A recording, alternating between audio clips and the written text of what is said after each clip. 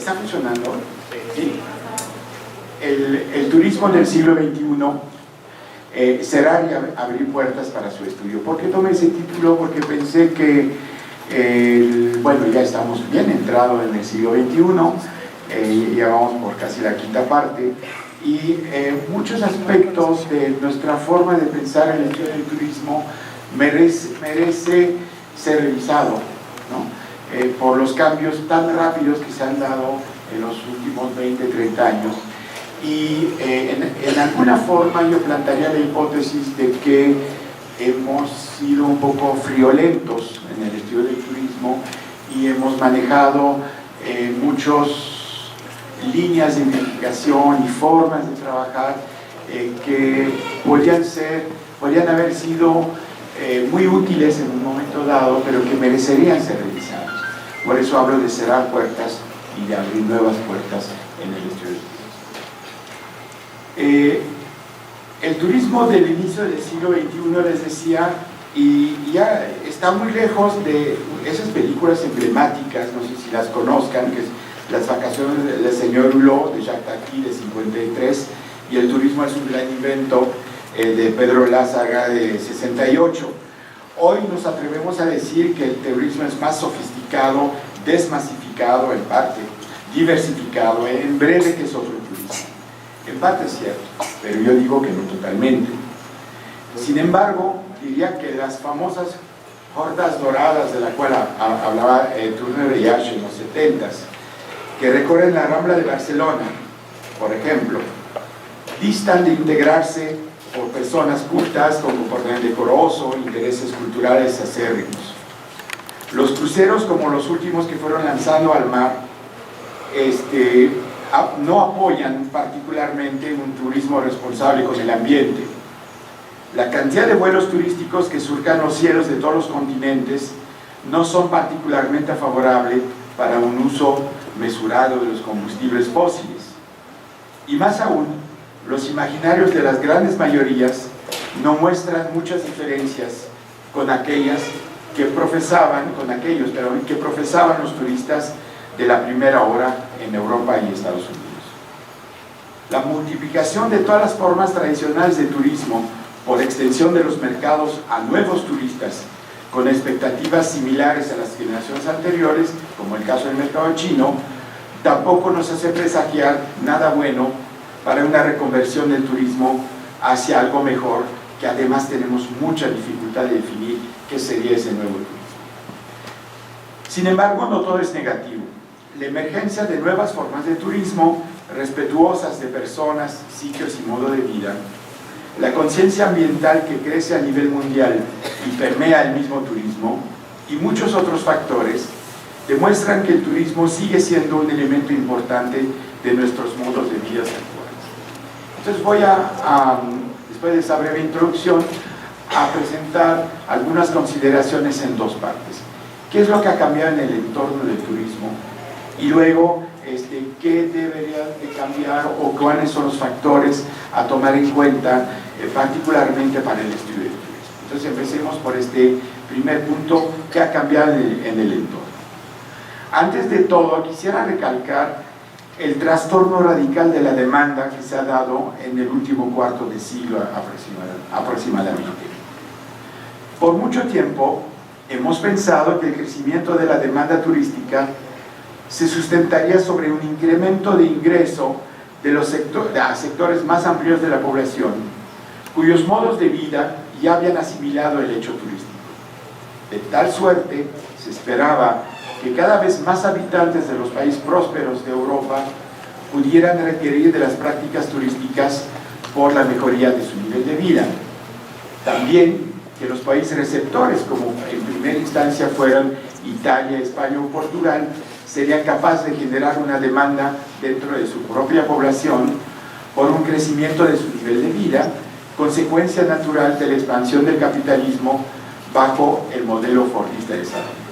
Y eso fue cierto un tiempo, al grado que en México, por el boom petrolero, si bien me acuerdo, en el 81 la balanza turística estaba deficitaria porque había pocos mexicanos, pero mucho más que antes, que viajaban y gastaban muchísimo, mientras que los precios tan altos que teníamos por la inflación, de la cual hablaba Salvador ayer, estaba deteniendo el crecimiento de flujo de turistas extranjeros hacia México.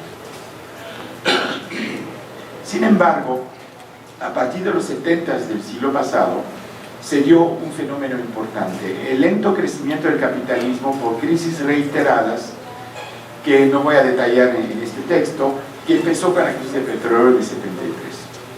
El efecto sobre el turismo se hizo sentir, pero un poco más de 15 años después, la apuesta se modificó de manera sustancial. Primero, la caída del muro de Berlín, la famosa cortina de hierro, y la expansión de la oferta de los países anteriormente bajo la férula soviética.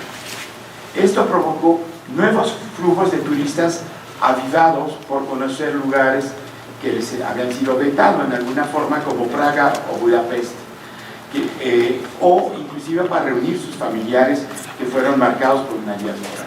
En esos primeros años de la apertura, muchos estadounidenses se fueron a los países del este porque venían de familias de polacos, de checos, de húngaros, etc.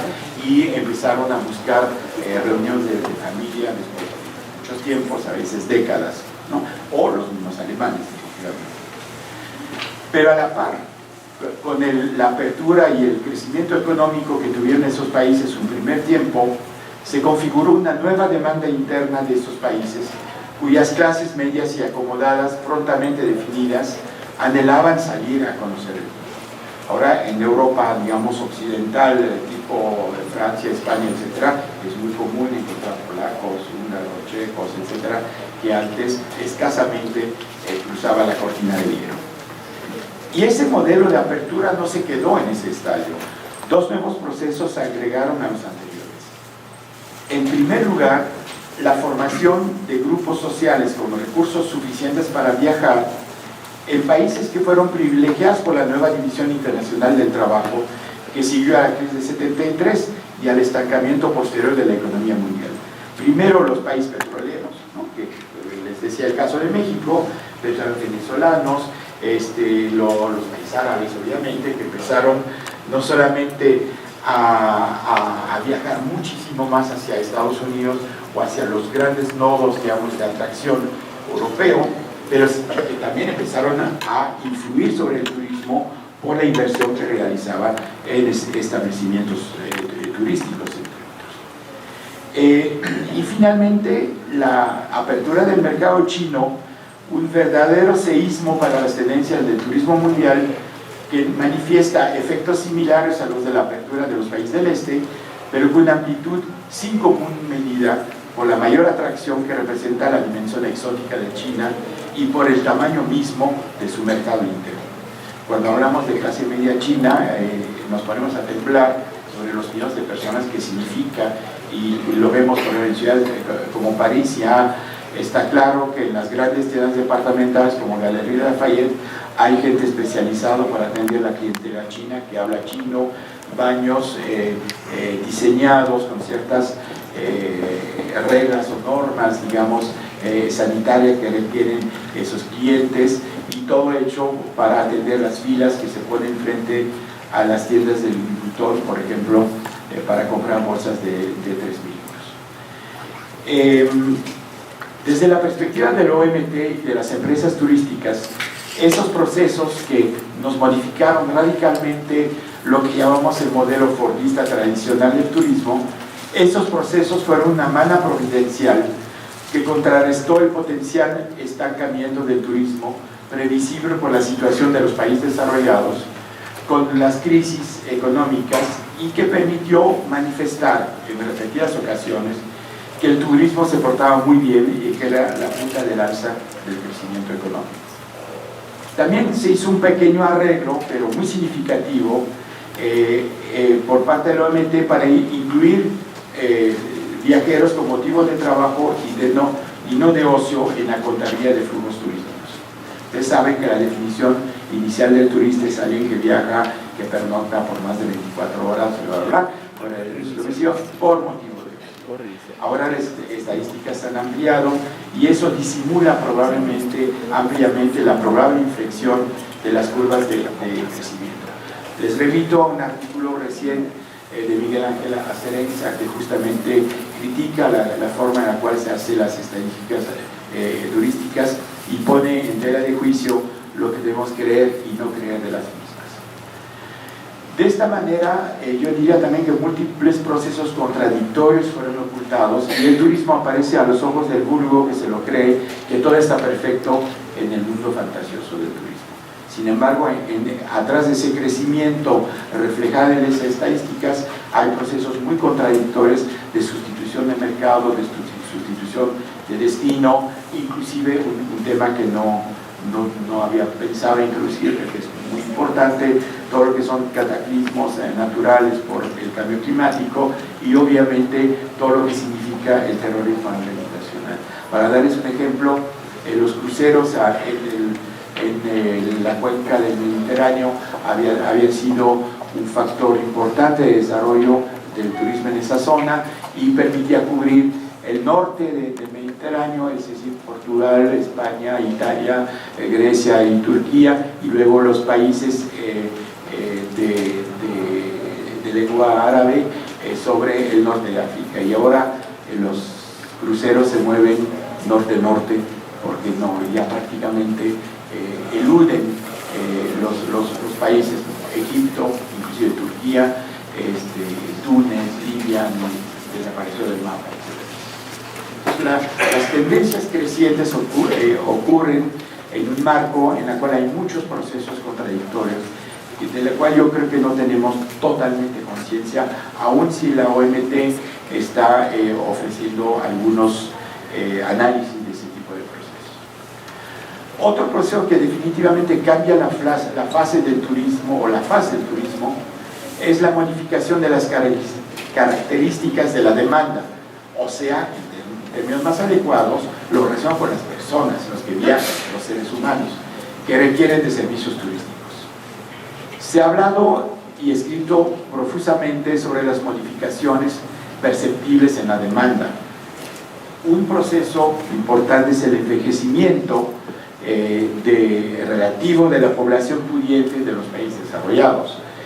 Si bien en México habíamos visto esa llegada bastante importante de gente de cierta edad, los famosos baby boomers que nos han llegado a lugares como Chapala, aquí cerca, o San Miguel de Allende, y ahora por una conferencia que vimos el lunes, están ya bien anclados en lugares como Mérida, y en la ciudad de donde vengo, Querétaro, también estamos empezando a ver presencia de esas gentes.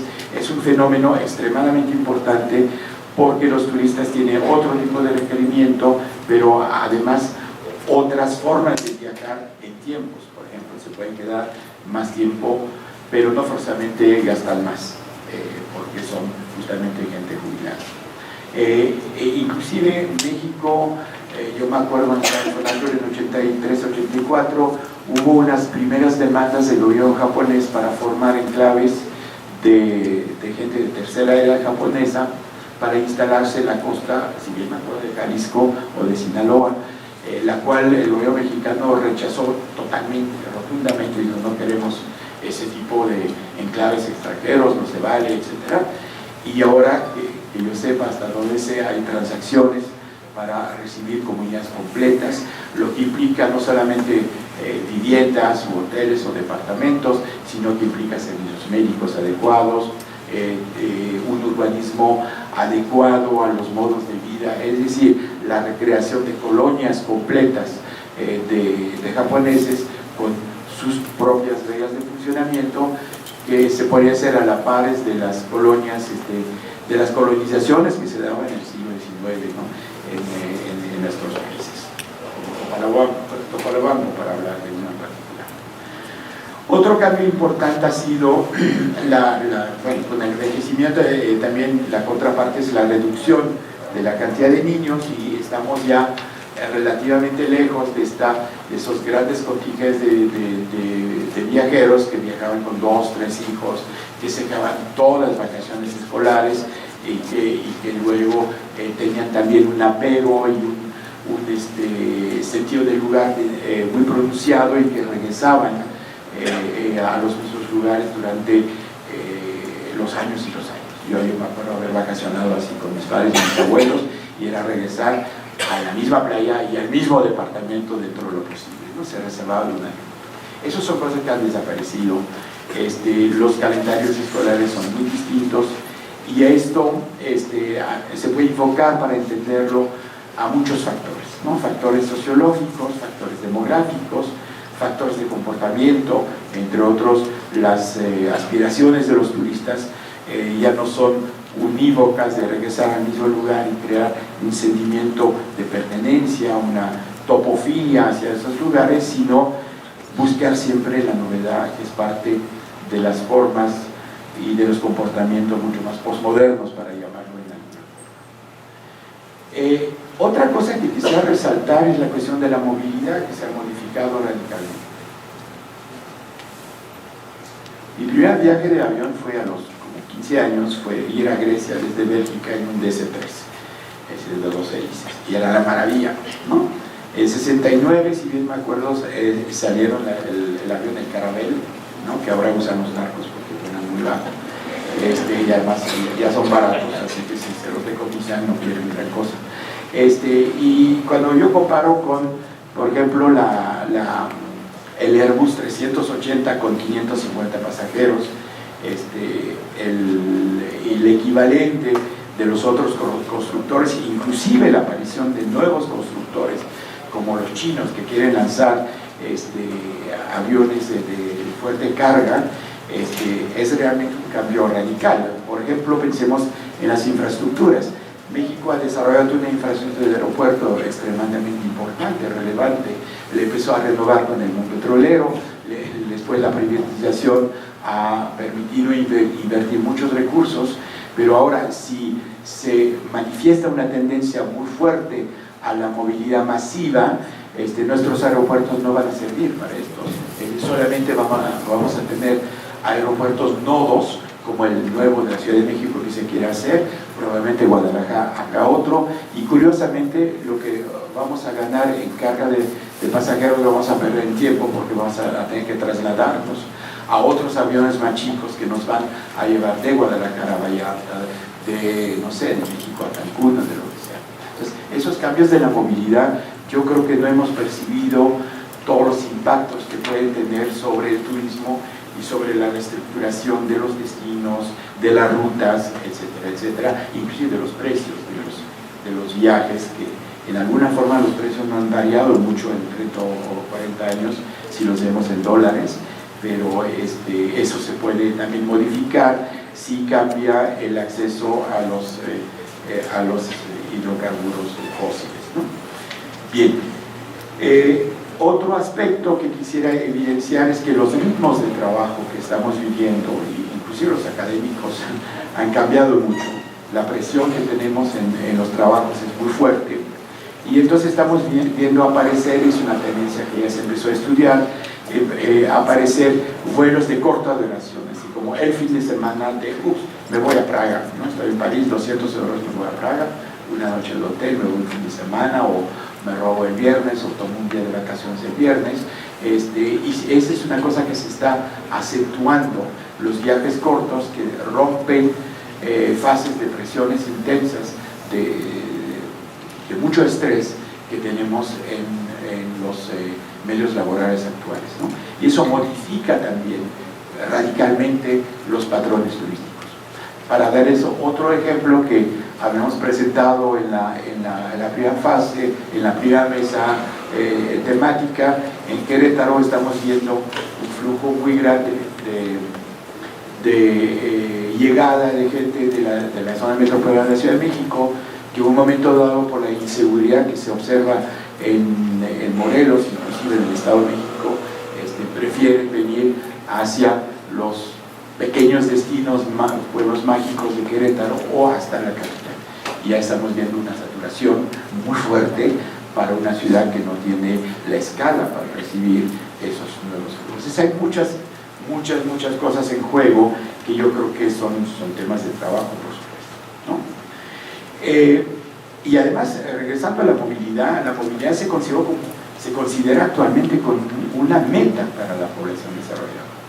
No moverse es parte de un estatuto particular, como el campesino que estaba ligado a la gleba, a la tierra, al arado en el siglo XIX, ahora en el siglo XXI, no moverse es como un signo de atraso, ¿no? Estamos esperando que todo el mundo se mueva, acceda a destinos cada vez más lejos. Y esto refuerza también una demanda de exotismo que hace desarrollar nuevas formas de turismo que eran impensables. Yo conozco gente que de Francia se va 3 semanas a Mongolia para recorrer rutas de los nómadas y vivir en las yurtas y beber sus leches de camellos y demás, que nosotros también nuestro gusto, pero es parte de un exotismo muy fuerte, ¿no? O ir de repente todo el desarrollo de Ushuaia y del sur de Argentina y las islas del sur de Chile hasta el faro más lejos del mundo, como le dicen, es también esa búsqueda del exotismo, de me fui al lugar más lejano. Y ni siquiera hablemos de la gente que ya reservó sus vuelos en cohetes para dar una vuelta al mundo, pero desde afuera. La demanda de exotismo cambia completamente lo que consideramos como viajes turísticos. Sin lugar a duda, los imaginarios turísticos se han modificado de manera extraordinaria en las últimas décadas, ¿no? El turismo urbano, de la cual vemos un fuerte crecimiento, resulta también en buena medida de nuestra nostalgia por las ciudades que hemos perdido, ¿sí? Nosotros que vivimos casi todos en inhóspitas periferias en la cual no hablamos ni con los vecinos, que no podemos caminar generalmente, nos gusta reencontrar gestos banales que podíamos ejercer por el pasado, como tomar un café, comprar el periódico, caminar por una calle visitando otras personas que no conocemos, descubrir edificios y paisajes urbanos inéditos, y esto se ha vuelto prácticas turísticas de gran valor simbólico, y eso nos explica en buena medida el turismo urbano, no solamente porque tiene patrimonio, sino porque en alguna forma, lo han demostrado sociólogos y psicólogos, estamos anhelando la ciudad que estamos perdiendo, la vida urbana que estamos perdiendo, y la reencontramos diciendo, me voy a Oaxaca para ir a comer al mercado, me voy a Querétaro, aunque sea 1 o 2 días, en parte de esas cortas excursiones que hacemos, que a veces son hasta de un solo día, si tenemos la suerte de tener esos centros urbanos relativamente a buena distancia de donde vivimos. Nos queremos dar en alguna forma un baño de ciudad, ¿no? Como nos podemos tomar una excursión rápida para darnos un baño de mar, nos damos un baño de ciudad donde cruzamos el otro desconocido, toda la cuestión de la otredad, y recuperamos de manera efímera las bases sociales y espaciales de una urbanidad en vía de extinción. No significa, por tanto, que el turismo de masa se haya perdido, se haya esfumado, que su atracción se haya desmoronado frente a nuevas oportunidades y modas de hacer turismo. Sigue en pie, en buena medida, para los que nunca han ejercido el turismo, como por ejemplo esa población que crece económicamente en un país como China, o, ojo, ahora quizás se desplace sobre países como África, en la cual se está creando una clase media importante, por ejemplo, en algunos países africanos, en la cual se desplazan las maquiladoras actualmente, y eso nos va a generar nuevos flujos turísticos.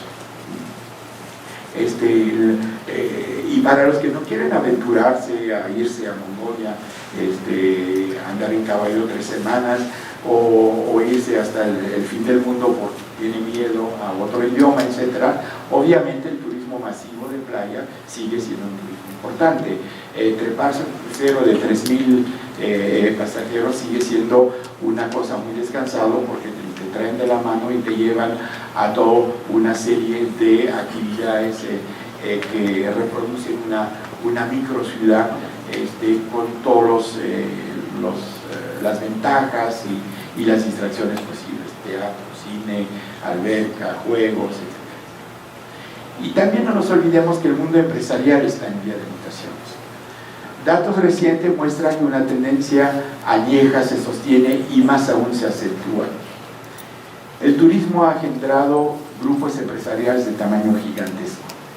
Los rankings de facturación de los grandes grupos hoteleros españoles, por ejemplo, muestran que Meliá Hoteles International facturó casi 3.000 millones de euros en 2016.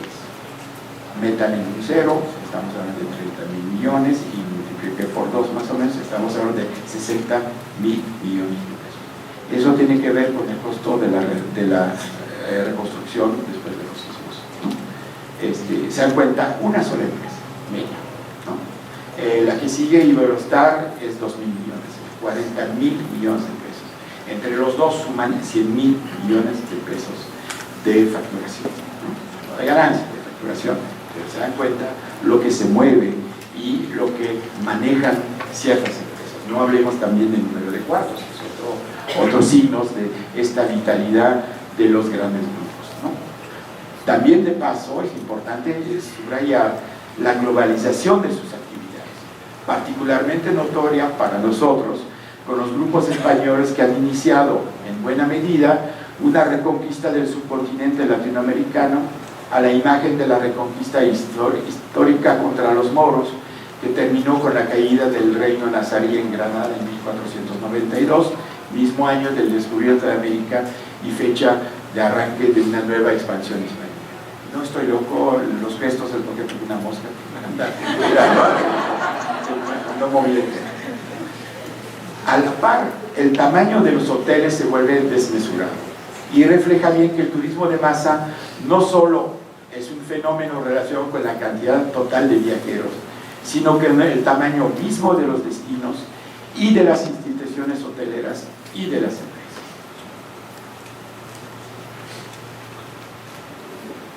Antes de terminar ese repaso, quiero mencionar también el tema de las transformaciones tecnológicas, quizás eso lo tenemos más enfrente.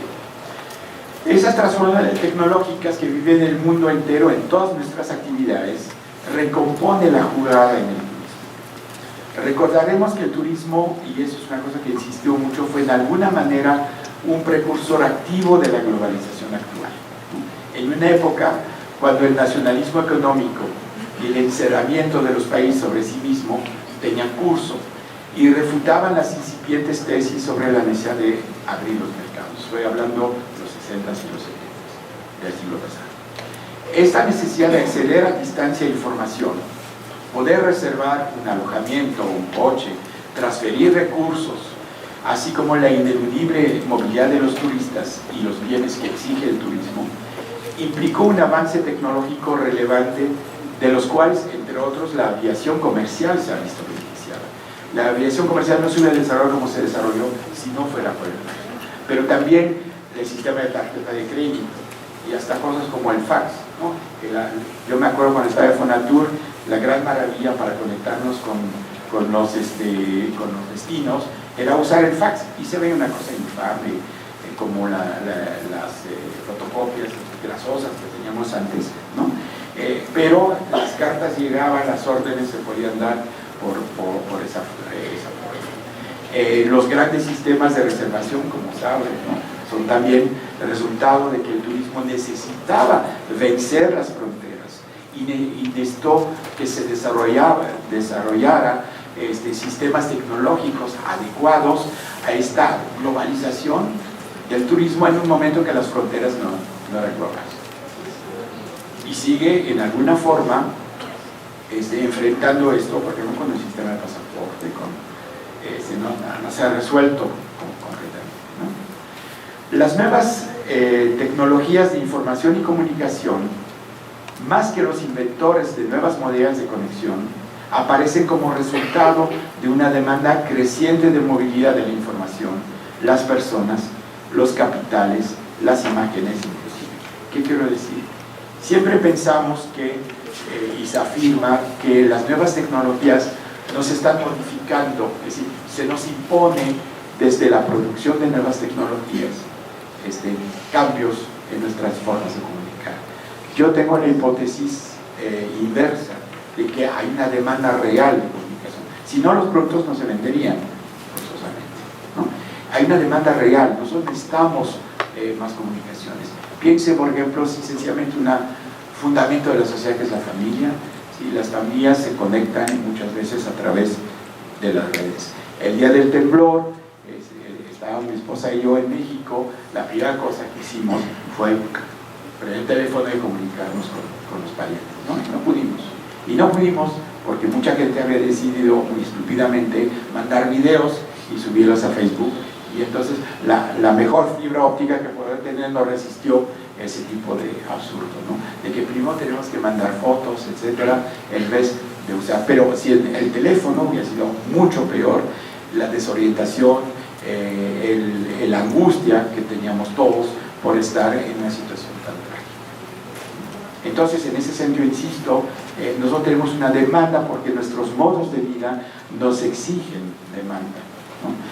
Las personas mayores que viven solas pues ya están recurriendo, por ejemplo, si todavía manejan esas tecnologías, a meterse en la computadora y hacer su súper por internet y se les lleva el súper.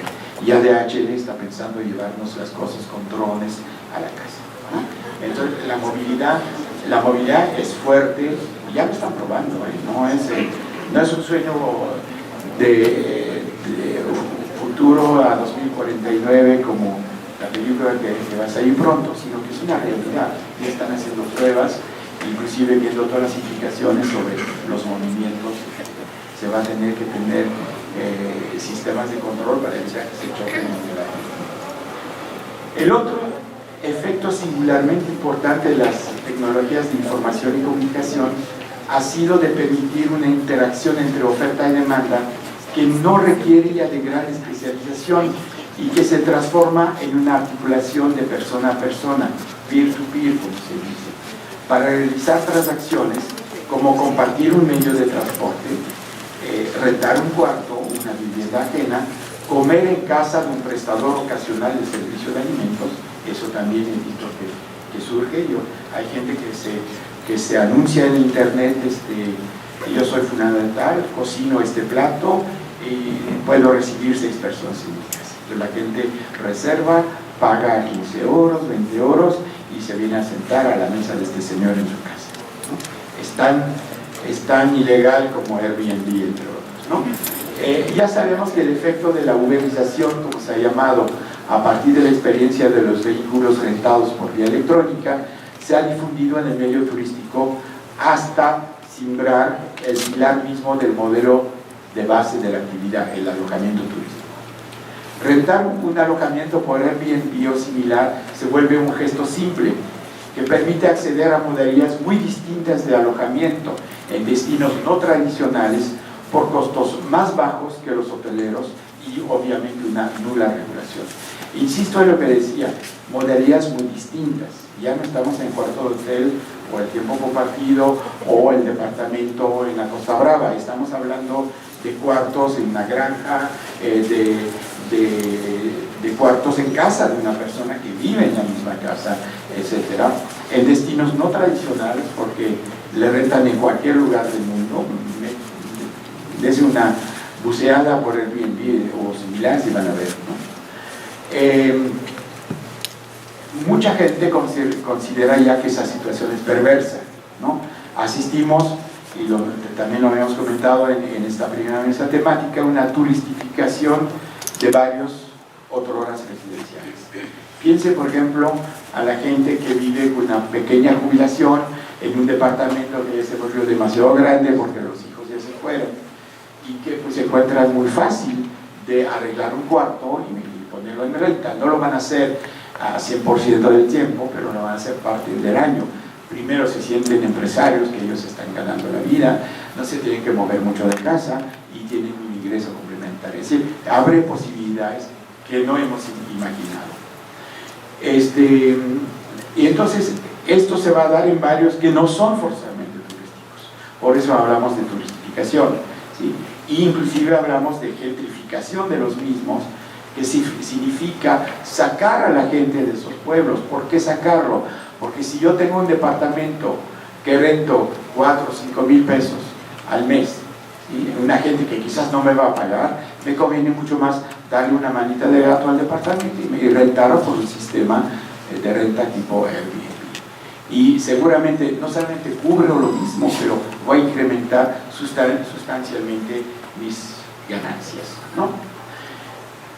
Otros efectos es la competencia considerada como desleal frente a los prestadores tradicionales de servicios turísticos. Es decir, yo empleo gente, aporto impuestos, lo que no es tan cierto, pero en fin, si aportan algo de impuestos, me atiendo a normas de seguridad, entre otros, y a muchas normas sanitarias. Esas personas meten sus departamentos a disposición sin ni siquiera un extinguidor, sin ni siquiera una escalera, una escalera para salir, sin ni siquiera un botiquín por si la persona tiene un problema, etc.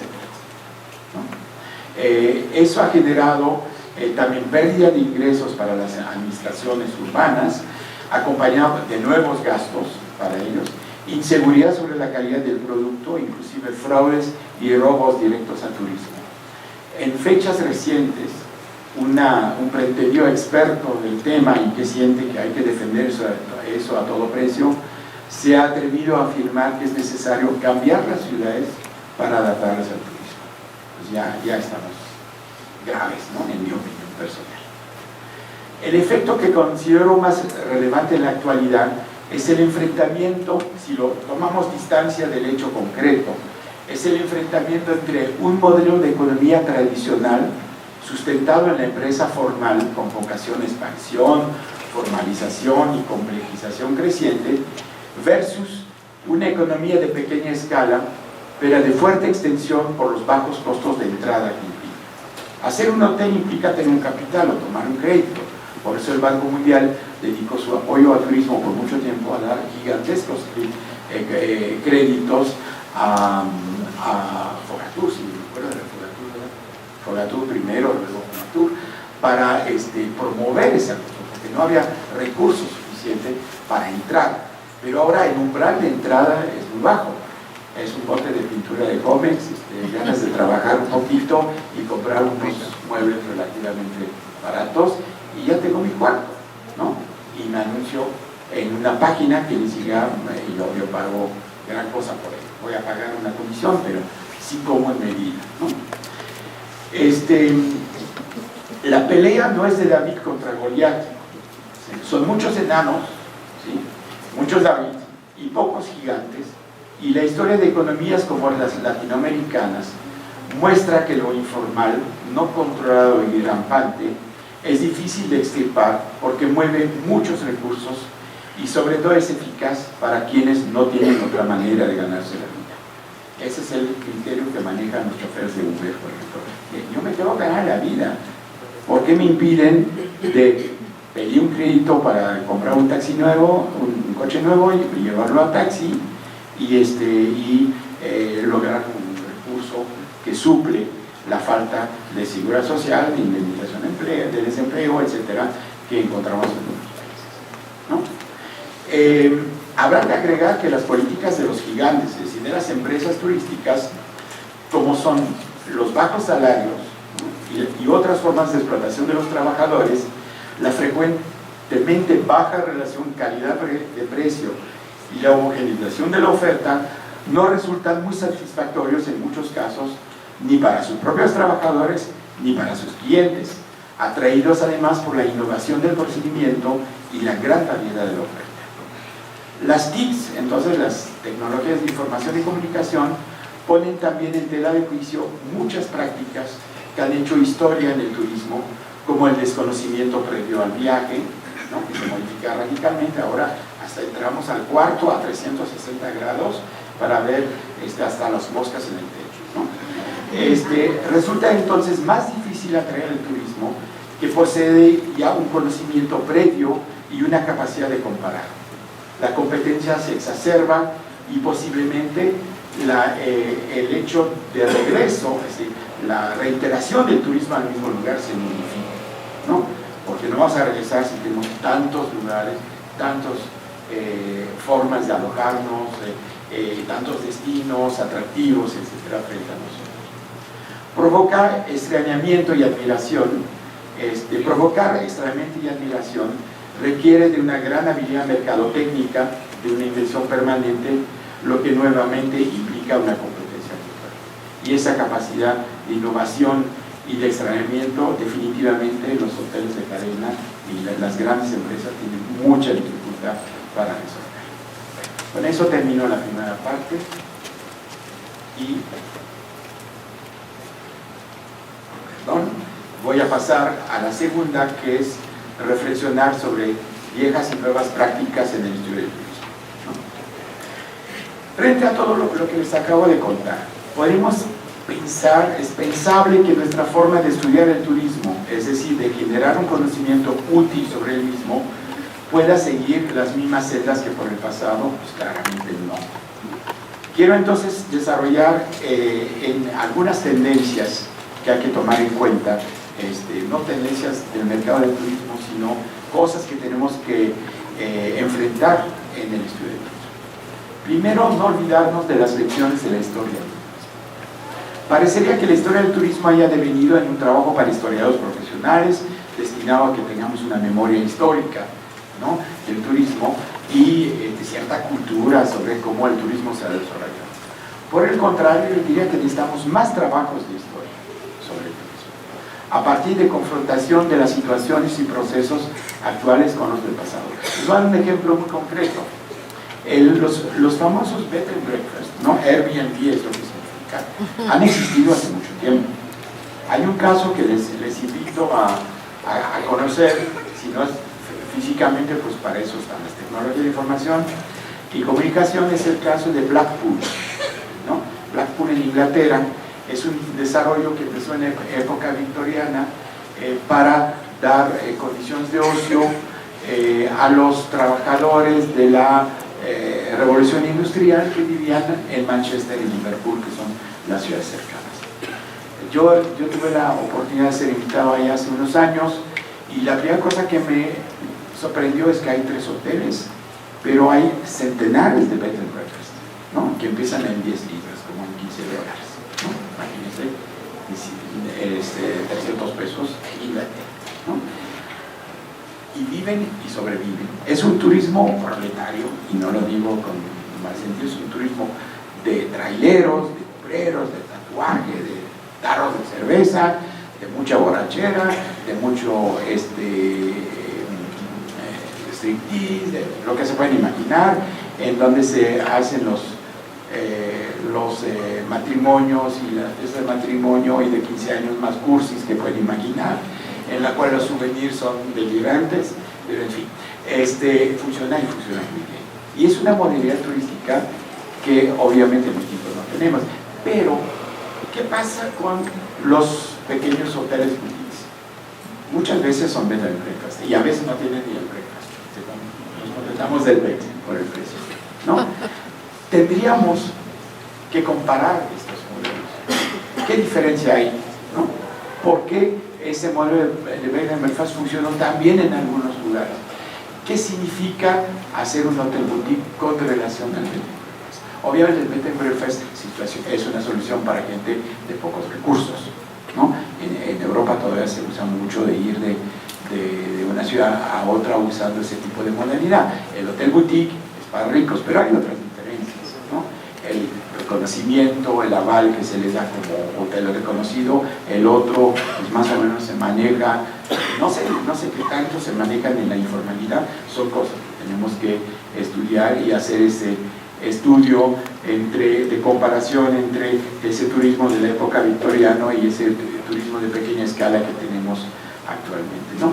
En alguna ocasión el sector, Manuela Rodríguez había hecho un estudio del turismo de hoteleros independientes, ¿sí? Yo creo que eso es algo que debemos de retomar en México, a ver cómo operan, porque todavía hay muchos hoteles como los hoteles sedes de acá que se manejan fuera de las cadenas tradicionales. Y ¿cómo les va eso? ¿No? Cómo operan, qué ofrecen, qué tanto se puede renovar, etcétera. Siento que tenemos muy poca información. Sí, yo en ese sentido invito a los alumnos que piensen piensen en posibilidad de estudios de corte histórico sobre un hotel, sobre un destino, sobre unas prácticas específicas de turismo, porque nos enseñaría mucho para entender los cambios que vienen y hasta las propuestas que podemos hacer. Otro tema que a mí siempre me impacta mucho es cómo hablamos de atractivos turísticos, ¿no? Los estudios de competitividad de los pueblos mágicos y muchos estudios empiezan a decir cuáles son los atractivos, qué es lo que hay, ¿no? Y les voy a dar un ejemplo para mostrarlo que no es así. En Vázquez Rocks, un sitio a 30 millas de Hollywood, en Vázquez Rocks, se filmó una escena culta de la exitosa serie de televisión que seguramente muchos de los chicos no conocen, que se llama Star Trek, ¿no? Quizás conocen las películas, pero la serie ya es demasiado viejo para que la conozcan o que la aprecien. Y en esa serie había un capitán, James Ticker, que se enfrenta con el lagarto amenazante llamado Gordo. Primera, ¿a qué viene? La segunda es que el famoso comandante Kirk, según la historia como se desarrolla en los capítulos, acabamos por saber que nació el 22 de marzo de 2238 en Iowa. No se sabe muy bien dónde, pero 2238 en Iowa. Ambos sitios, el de su nacimiento y de su heroico combate contra el lagarto, se han vuelto sitios de atracción turístico para los fanáticos de la serie culta. Para el caso de Vázquez Rocks es solamente porque se filmó allá, la gente va. Como hay gente que va a Baja California, no sé si todavía es así, Felipe, va todavía al barco del Titanic, ¿no? La representación del Titanic, ¿no? Se creó de nada un atractivo turístico. Aquí lo mismo. Y el caso de Iowa, pues un concejal avispado de la ciudad de Riverside dijo, no, fue acá. Él nace en Riverside, Ohio. Y a partir de esto toman una casa y dicen, aquí nació, bueno, aquí nacerá. Y hacemos el Voyage Home Museum referido y funciona, ¿no? ¿A qué voy con eso? De que el atractivo turístico no es forzosamente la iglesia del siglo XVI, no forzosamente es la hacienda yucateca, no forzosamente es una recreación natural, es también algo que creamos, que podemos crear, ¿no? Si bien mis ejemplos rayan un poco en lo absurdo, están demostrando que así puede funcionar, ¿no? Bueno, en Las Vegas, ¿no? Empezó en el desierto. ¿Quién podía decir que el desierto en torno a Las Vegas era atractivo para generar un destino turístico, ¿no? Había que inventarlo y se inventó a través del juego, ¿no? También de la misma manera Harlem, que siempre se consideró como el barrio más peligroso por mucho tiempo de Nueva York, ahora no se vuelve un destino turístico tan radical, pero hay tours, ¿no? Como el que hicieron ayer, yo no puedo asistir, pero hay tours de Harlem, hay cafés y restaurantes a los cuales se puede ir, etcétera, etcétera. Y obviamente eso está modificando el pueblo, la colonia o el barrio de Harlem, y la gente no se aprecia, pero la turistificación funcionó, ¿no?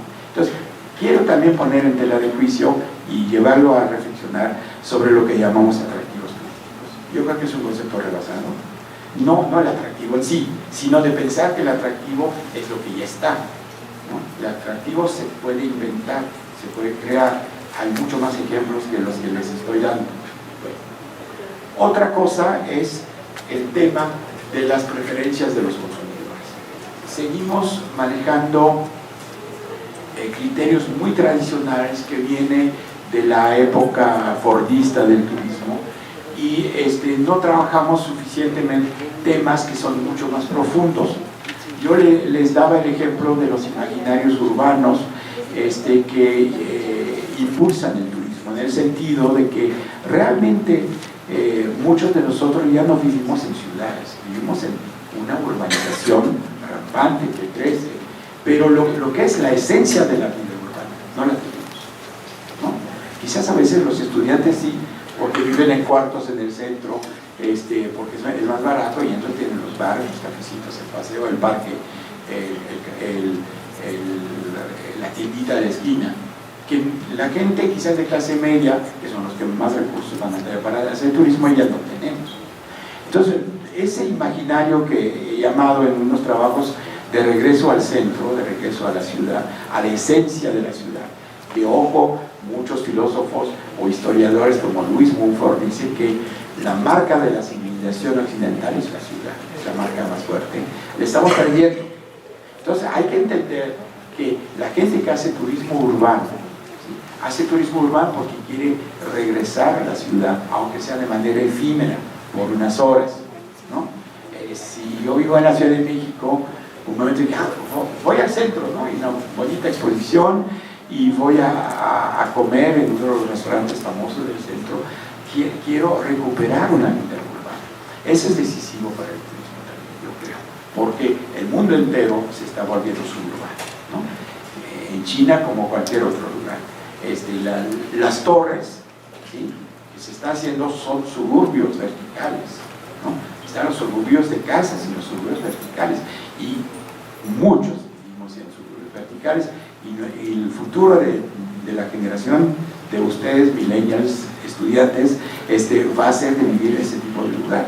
Entonces, yo siento que vamos a tener, por ejemplo, un incremento muy fuerte en turismo urbano, mucho más que lo que tenemos, y efectos muy fuertes. Un pueblo mágico como Bernal, en Querétaro, ya está saturado, ¿sí? El fin de semana, entre semana no se para un gato en las calles, pero el fin de semana está totalmente saturado. ¿Por qué? Porque se volvió un destino, ¿sí?, importante, porque se come, porque ves la peña, porque paseas en las callecitas y te sientes bien, ¿no? Y eso es una cosa que Sectur no ha tomado en cuenta y está aventando el turismo. Hay casos totalmente fracasados, pero hay casos que dices, a ver, párale un poquito, porque estás destrozando la vida urbana de esos lugares. Entonces viene el contraefecto. Yo quería promover el turismo y acabó provocando un escenario, un set de Televisa en la cual voy a pasear el fin de semana, y la vida urbana desapareció. Las gorditas tan ricas que se vendían en puestos de calle en Bernal, ahora nos mandaron un galerón al cual la gente va difícil. Pero eso sí, a restaurantes italianos, argentinos, etcétera, ¿no? Entonces tenemos que pensar ese turismo urbano que va a crecer, ¿qué queremos hacer? En las preferencias los consumidores, y eso yo creo que lo tocamos también, hay cada vez, van a ser cada vez más marcados por preferencias ligadas, entre otros, a otro tipo de preferencias, las preferencias sexuales, las preferencias religiosas, las preferencias gastronómicas, etc. Y todo eso son temas que yo también pongo frente a ustedes para estudiar. Otro tema es la regulación, es decir, lo que tiene con la gobernanza, tiene que ver con la gobernanza del turismo. Siempre se pensó que era el Estado que tenía que ser el actor central que diera permisos, leyes, hiciera inspecciones, interviniera en la clasificación de los hoteles. Bueno, ya y eso en parte murió. La pregunta que nos hacemos, ¿quién va a gobernar el turismo? Y yo creo que el mejor ejemplo es el que ya hemos manejado de Airbnb. ¿Quién gobierna eso? Los gobiernos españoles de algunas ciudades, Barcelona en primer lugar, están empezando a decir, bueno, de perdida que nos den un poco de lana, de perdida que podamos saber quiénes son irregular y evitar la prestación informal del servicio de alojamiento. Pero tenemos que estudiar esto, cómo gobernar una economía que sea medio informalizado y que sea diversificado en una multiplicidad de actores que no son actores tradicionales. La pareja de gente mayor que renta un cuarto no son actores tradicionales. ¿Cómo manejarlos? ¿No? Debería hasta formarles un poco a lo que es la atención al turismo, ¿no? Desde cursos de capacitación, de control, de control sanitario, de control contra riesgos. Piensen en una persona que tuvo un Airbnb y que cae en un sismo, como lo que pasó en Oaxaca o lo que pasó en la Ciudad de México, ¿no? ¿Qué seguro tiene? ¿No? ¿Quién va a pagar? Etcétera. Si ya de por sí las escuelas están demostrando su informalidad, ¿qué pasa con todos esos cuartos rentados, departamentos, etcétera? La regulación se vuelve un aspecto importante, porque no estamos regulando instituciones, estamos regulando redes. Eso es importantísimo. Son redes que tenemos que regular. Y no hemos aprendido a regular redes, porque todos nuestros sistemas de regulación vienen de la definición de espacios, ¿sí?, de territorios, de agentes, en una situación vertical. Federación, Estado, municipio. Y ya no es así, ¿no? Tenemos que regular redes. Cuando hicimos el estudio de turismo residencial en 2006, nos dimos cuenta que a través del Internet, de las páginas de Internet, había agentes de Estados Unidos, agentes turísticos, no de la Border Patrol, ¿no? Agentes turísticos que rentaban, que ofrecían en renta departamentos en Peñasco, que en aquel entonces lo conocían mucho más, y yo creo que peor, como Rocky Points, ¿no? Entonces el Rocky Point se rentaba, la gente cruzaba la frontera, pagaba en Estados Unidos, y de repente ese cachito de México se perdió de la regulación mexicana. Y los grupos locales tenían una capacidad, los grupos locales extranjeros tienen una capacidad de decisión que superaba totalmente el municipio, ¿no? Y de esos hay muchos, ¿no? En San Miguel de Allende anda por eso. Otro punto, los efectos ambientales. A mí me da mucha risa cuando veo en cualquier cuarto de hotel, si tira su toalla al piso, es que la quieren que la cambien, pero sería mejor para el medio ambiente, ¿no? Esa es broma, ¿no? Los pocos ahorradores son bromas, son malas bromas de los empresarios. Yo creo que el turismo es un enorme contaminador, a partir de no que implica viaje, ¿no? Y eso es lo que hay que pensar. Estamos gastando el movimiento, ¿qué vamos a hacer? ¿No? ¿Qué vamos a hacer contra eso? Reforzar el transporte masivo, quizás hay que reforzar los sistemas de autobuses, ¿no? Los trenes que nos hemos abandonado, ¿sí?, por política, primero del Banco Mundial, el Banco Mundial tiene un departamento ferroviario hasta los años 70, y el único país que siguió apoyando por mucho tiempo fue Yugoslavia, para tener una mano en el país que todavía era semi bajo la influencia soviética. En México nunca hubo un crédito para rehabilitar los trenes. Y con la apertura de mercado y el neoliberalismo se decidió de suprimir muchísimas vías y de privatizar los trenes. Grave error, ¿no? Cuando vemos los países europeos, están reactivando totalmente. Y no es el tren de Toluca al DF o a Querétaro o el famoso tubo mágico que va a llegar a Guadalajara que van a solucionar el problema, ¿no? Hemos perdido, entre otros, un medio masivo que era mucho menos contaminante que lo que estamos usando ahora para desplazarnos a nivel turístico. Otro tema que me parece también muy importante es la cuestión de la economía colaborativa, ¿no? En turismo parece que cada quien trabaja por sí mismo. Sin embargo, estamos viendo muchos fenómenos interesantes como acortamiento de la distancia entre productor y consumidor en lo que son los alimentos, ¿no? Yo creo que el turismo tiene que hacer un esfuerzo, buscar buenas prácticas, como las llaman, que existen, para que los hoteles, sobre todo los hoteles pequeños, que están pululando ahora, se puedan abastecer a buenos precios directamente para los productores. Eso implicaría un impulso al desarrollo local, entre otros. Esos son factores entre muchos que considero importantes. Finalmente, unas cuantas cositas y eso, ¿verdad? Sobre la investigación y la enseñanza, ¿no? Parece que tenemos, por lo que oí en los días anteriores, todavía tenemos pleitos entre métodos cuantitativos y cualitativos.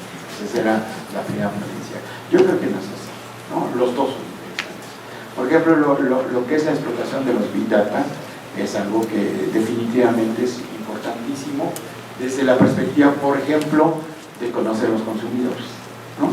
por sus preferencias, las formas como se comportan, las actividades que realizan, etcétera, etcétera, ¿no? Lo cualitativo, para mí, en mi investigación muchas veces usan métodos cualitativos, y yo creo que es importante, y tengo la impresión que es algo en la cual la formación turística no es suficientemente clara. No le hace mucho hincapié porque no lo conocemos bien, eso más bien es de los psicólogos y los sociólogos, y yo creo que hay que darle una aceleración a ese tipo de cosas. Yo creo que la comparación también es importante. Cuando hablaba del caso de Blackpool versus los hoteles, los microhoteles, disque boutique ahora, yo creo que tenemos que empezar a movernos, porque tenemos información suficiente, movernos intercambios entre casos, ¿no? Se ha hecho, por ejemplo, un buen trabajo en México a través del proyecto de CONACYT por unos investigadores de la UNAM que lograron reunir mucha gente que trabaja sobre pueblos mágicos, y se hicieron ya 3 libros, el cuarto ya creo que ya están en 60 pueblos mágicos, y hay monografías. Son básicas, no son tan comparativas como quisiéramos, pero hay que avanzar sobre esto, ¿no? Estudios comparativos. Es totalmente diferente Bernal de Halban, por ejemplo, que tenemos en la Sierra, que implica 3 horas y media de viaje, una carretera difícil, que Bernal está inclusive antes de llegar a la misma distancia que llegar a Querétaro por parte de la gente de la Ciudad de México. Entonces sí tenemos que comparar casos de los estados, hacer comparaciones internacionales mucho más. Y ya no babear frente a los desarrollos españoles, sino comparar lo que les ha pasado en sus destinos maduros y los nuestros, cosa que ya se ha hecho en algunos eventos, pero tenemos que profundizar sobre esto. La diversidad de modalidades de turismo, la diversidad de procesos es tal que podemos enriquecer mucho nuestro trabajo a partir de la comparación de estudios de caso. Y evidentemente hacer cosas que son muy difíciles, como la prospectiva, ¿no? Estamos, ya el estudio 2020 que sabemos no hacer el turismo está rebasado completamente, ¿no? Por todo lo que acabamos de comentar y todo lo que no sabemos que pasa en forma subterránea. Y eso me lleva también a una reflexión corta que les quiero lanzar sobre la prueba de la educación en turismo. Siento que ha habido un gran avance, entre otros por la multiplicación de lugares de enseñanza turística. Pero si hacemos un balance honesto, creo también que vamos a reconocer que la mayor parte de los programas, no digo todos, pero la mayor parte de los programas están muy ligados a enfoques tradicionales. Mucha administración, mucha formación de los chicos a ejercer puestos subalternos en las empresas turísticas, y pocos para formar recursos humanos dinámicos capaces de enfrentar las innovaciones que están en curso en el turismo y que nos está rebasando, ¿no? Hay muchas cosas, y cuando digo muchas cosas, desde guías turísticas en el teléfono, cosas de ese tipo, no estamos reaccionando en el medio académico porque somos estructuras lentas, verticales, no sabemos trabajar en red, ¿no? Entonces tenemos nuestro programa de estudio, y a veces para cambiar el programa de estudio hay que matar a los que lo fundaron, porque se van a oponer, es que en serio, se van a oponer a cambios, ¿no? Entonces yo creo que si bien hay que tratar de transformar estos, renovarlos permanentemente, lo que es muy difícil, también yo creo que tenemos que usar soluciones de emergencia, ¿no? Si no sirve mi coche, llamo el Uber, ¿no? Pues yo creo que por eso va. Tenemos que impulsar muchísimo más colaboración entre universidades, y yo creo que es muy importante. Cursos en línea, formación a distancia, entonces, cursos cortos, que si no tiene reconocimiento, yo comentaba de eso con una persona, y que lo podemos hacer entre tal y tal universidad. Y bueno, para que mi rector se ponga de acuerdo y firme el convenio con el otro rector, estamos fritos, nunca va a pasar, ¿no? Entonces, ¿por qué no lo hacemos a través de cosas como la MIT, por ejemplo, ¿no?